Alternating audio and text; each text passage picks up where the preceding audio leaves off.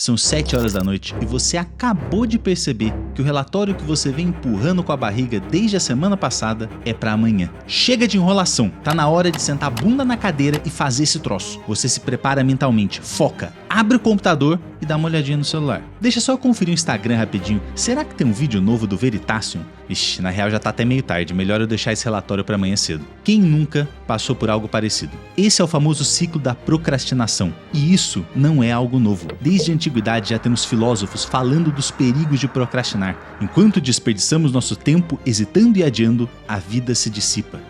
A procrastinação é da época em que o Coliseu ainda era novidade em Roma. Eu sei que parece injusto quão potente é esse sentimento de resistência. E o pior, ele só está presente quando você pensa em fazer coisas que são realmente boas pra você. Tomar um sorvete? Você se teletransporta pro local. Maratonar Friends pela 5ª vez? Só se for agora. Acordar mais cedo pra ir treinar?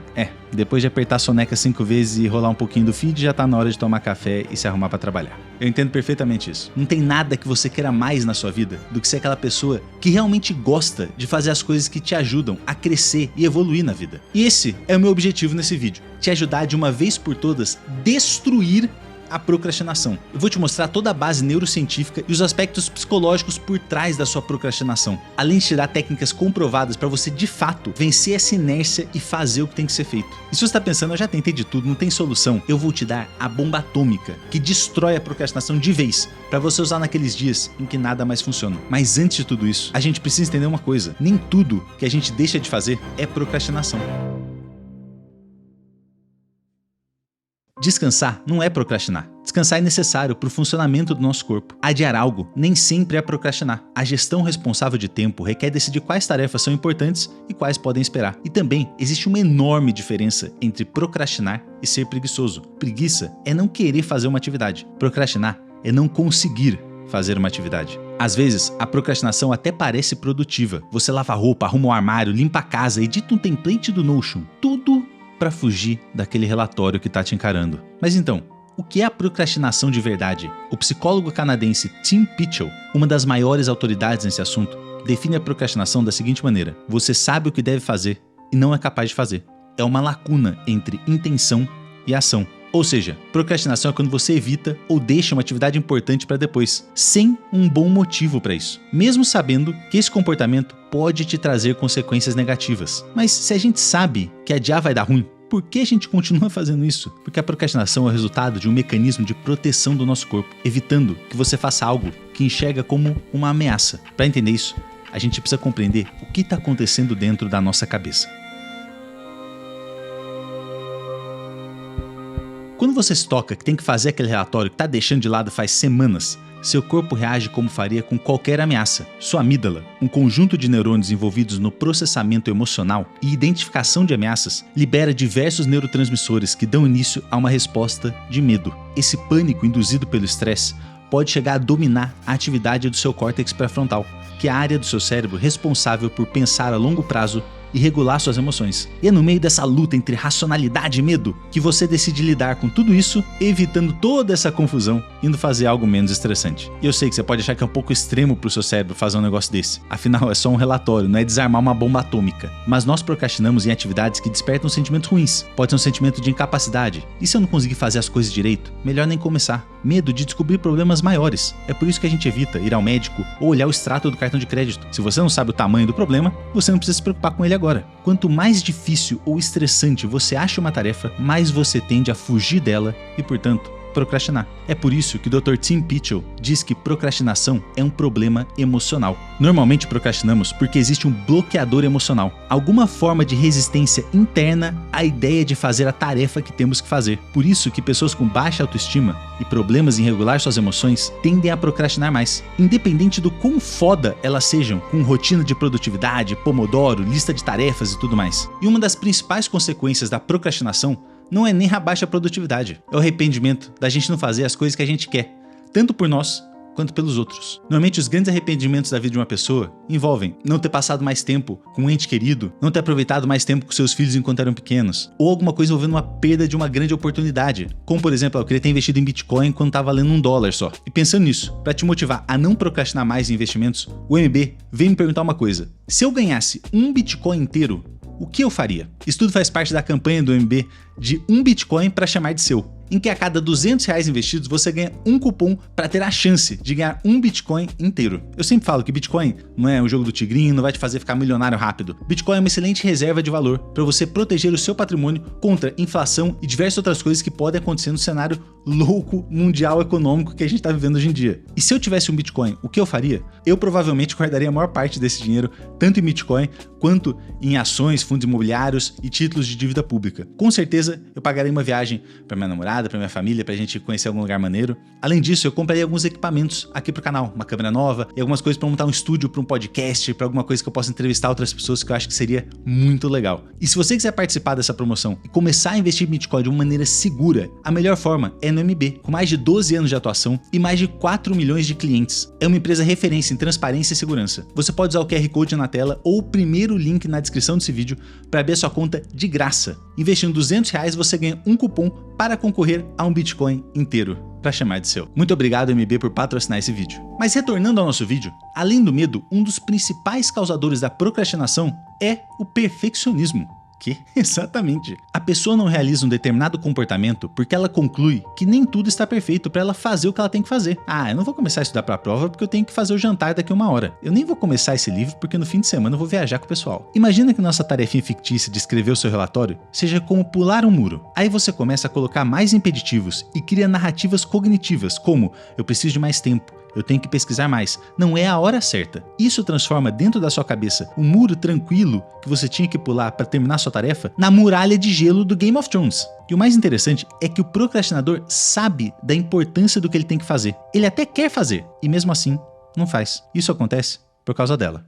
A dopamina. Como eu já falei inúmeras vezes nesse canal, dopamina é o neurotransmissor responsável pela motivação, que é você ter um motivo para executar um comportamento. Não tem a ver com estar feliz ou empolgado, como as pessoas costumam falar na internet. Ué, mas eu procrastino mesmo tendo um motivo para agir? Sim. Mas quem procrastina tem um motivo muito maior para fugir da tarefa que precisa fazer. A dopamina, nesse caso, tem que cumprir dois papéis importantes. Primeiro, ela tem que gerar motivação para você começar a executar uma atividade. E segundo, ela tem que manter a execução dessa atividade até o final. Existem dois tipos de liberação de dopamina pelas células do seu cérebro, que são os neurônios. A dopamina fásica é aquela que nos gera uma onda momentânea de motivação.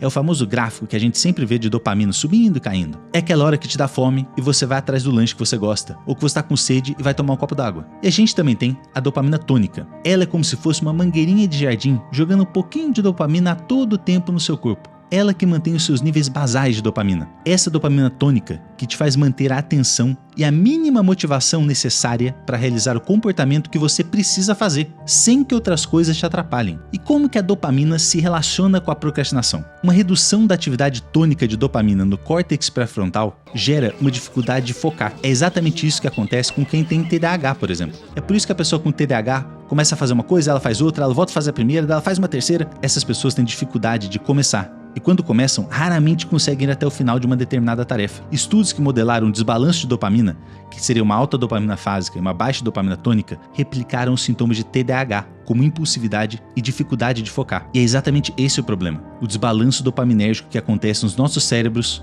no mundo moderno. Muita dopamina fásica e pouca dopamina tônica gera impulsividade nas alturas e foco nas profundezas. E qual é o problema disso? Imagina que a dopamina no seu corpo é como se fosse água em uma piscina. Se você tem umas ondas suaves, tá tudo tranquilo.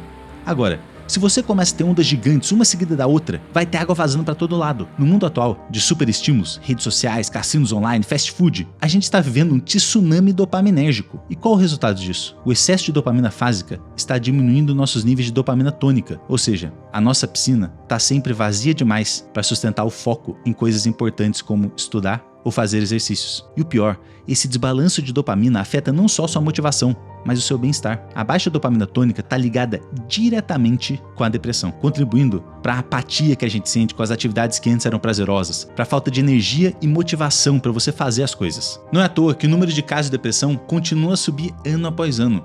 A procrastinação é bem mais complexa do que você imaginava, provavelmente. Mas ela não é invencível. E agora é hora da gente pegar toda essa informação e traçar estratégias para, de fato, destruir a procrastinação na sua vida.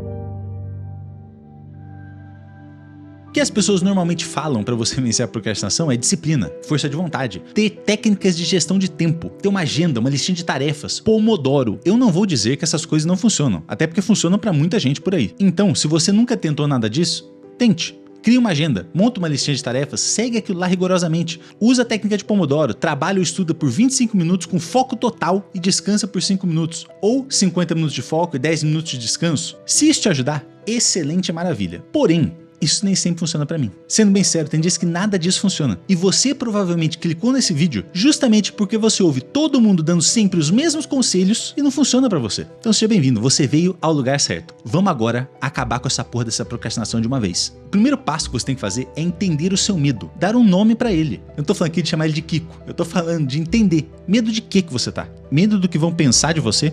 Medo de não ser bom o suficiente? Medo de estar perdendo algo no YouTube ou nas redes sociais? Dar um nome ao seu medo é como acender a luz no quarto escuro. De repente, aquele monstro assustador vira só um monte de roupas jogadas na cadeira. Ele não tem mais poder sobre as suas ações, porque entender o medo é um processo de racionalização. Com isso, você está forçando a ativação do seu córtex pré-frontal e, consequentemente, diminuindo a ativação da amígdala. Esse processo reduz o medo que você está sentindo. Depois disso, a gente tem que aprender a como de fato começar as coisas. E a melhor forma é dividir as tarefas em elementos ainda menores. A procrastinação é como se fosse uma montanha gigantesca que você tem que escalar para atingir o seu objetivo. Para facilitar, o melhor que a gente pode fazer é diminuir essa montanha. Porque pensa comigo, vamos supor que eu tenho que estudar para uma prova, mas o videogame ele está me chamando, me seduzindo. O que fazer? Você pode pensar, vou ler uma linha do material e aí eu entro no ritmo. Porém, isso nem sempre funciona. O seu cérebro ele não é bobo. Ele sempre faz uma análise de custo-benefício sobre as suas ações. E nesse caso, o que ele vai pensar? Qual que é o sentido disso? Por que fazer algo que não resolve o problema? Se eu tenho uma prova na quarta, o que vai mudar eu ler uma linha do material? Isso é literalmente o maior desperdício de tempo e energia que eu posso fazer. Então o que você faz? O segredo é você se perguntar, se eu não consigo estudar tudo de uma vez, qual é a coisa mais próxima disso que eu consigo fazer agora? Você não consegue fazer 100% do cenário ideal, mas você consegue fazer 70%? Então faz 70%. Isso diminui a montanha que você tem que escalar e também traz um conforto para o seu cérebro de que você de fato está fazendo algo de útil. 70% já é um grande passo, é muito mais do que você só ler uma linhazinha do material. Além disso, nos ajuda a quebrar o tudo ou nada que o nosso cérebro faz com a gente sempre. Ou você vai estudar por 5 horas, ou não vai estudar e vai jogar videogame. Não existe nada no meio termo. O pensamento, eu tenho que estudar, é tudo que você não quer fazer. É o que vai demandar mais força de vontade. Não estudar e jogar videogame é a menor forma de resistência, é zero força de vontade, é só prazer e felicidade. Por isso, se você focar nessa batalha, vou estudar tudo, contra jogar videogame, você sempre vai começar a estudar e um tempinho depois a força de vontade acaba e você vai jogar videogame. Ao invés de pensar, estudar ou jogar, pensa, eu não consigo estudar tudo agora, mas qual é a coisa mais próxima disso que eu consigo fazer? Estudar os 5 capítulos não dá, mas e 3? Assim, você está racionalizando o problema, criando opções realistas, diminuindo a resistência mental a fazer o que você tem que fazer. É literalmente você negociando com seu próprio cérebro, pensando no problema e não fugindo dele. Mas lembre-se, o objetivo não é ser perfeito, é fazer o maior progresso que você consegue agora.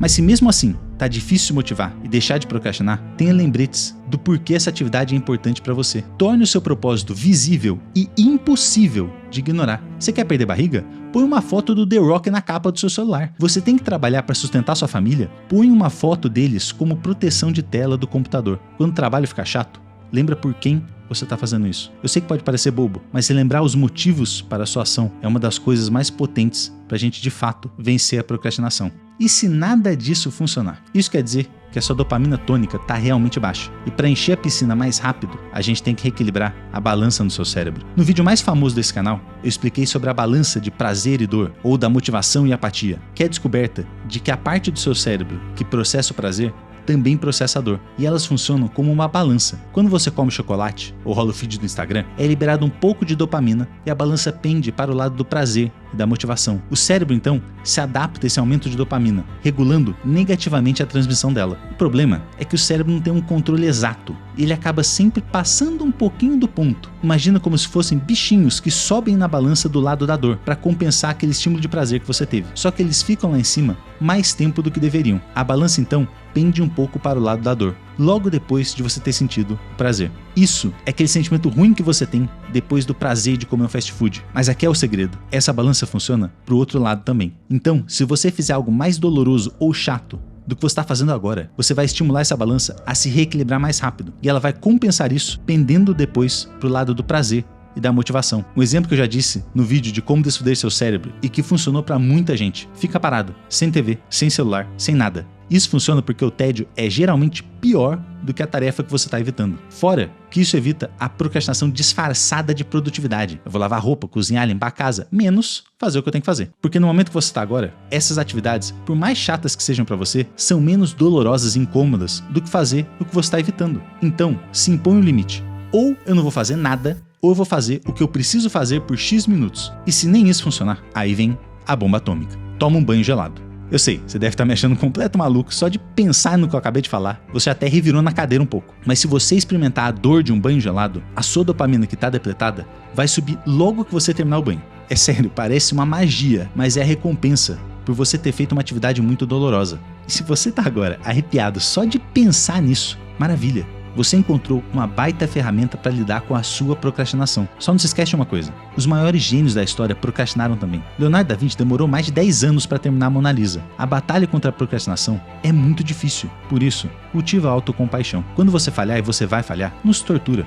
Isso acontece com todo mundo desde o início da civilização. Reconheça o seu erro com gentileza e acolhimento e reflita, o que te levou a procrastinar? Qual medo ou insegurança que está te segurando? Use essas respostas para se conhecer melhor e tentar fazer melhor da próxima vez. Porque a vida é isso. Tentar, errar, aprender e assim evoluir. E se em algum momento você se sentir completamente perdido, desmotivado e sem esperança, lembre-se, não há nada que 2 minutos debaixo da água gelada não resolva.